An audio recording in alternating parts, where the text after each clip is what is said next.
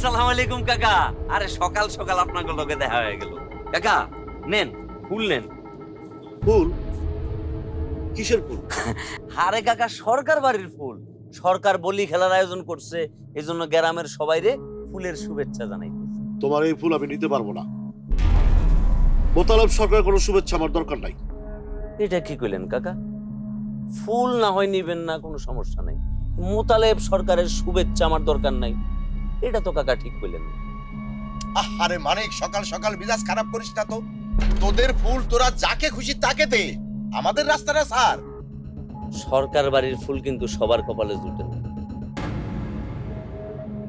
আপনার ঘরে সম্মানের জায়গা থেকে দিতে চাইছিলাম, কিন্তু ফুলটা নিলেন। সেই সম্মানের জায়গা থেকেই আমিও বলতেছি, তোরা আরেকজনকে ফুল দে।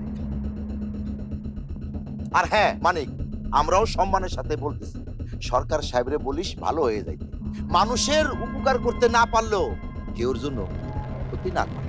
এটা আপনি কি করলেন কাকা?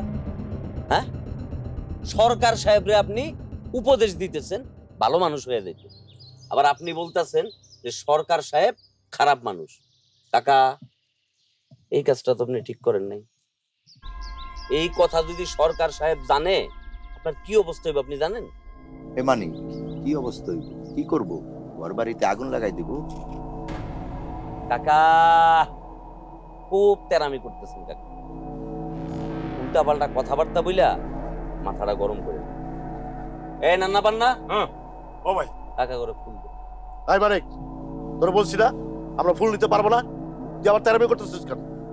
কাকা তেরামি তো কাকা আপনি করতেছেন কাকা। এত ভালোই ভালোই বুঝাইলাম ফুলটা নিতে, ফুলটা নিলেন না।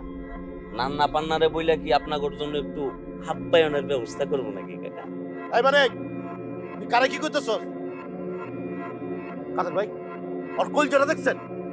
এই যে কাকা গরম হয়ে যাইতেছেন। কাকা আমি আপনাকে ভাতিজা লাগি না?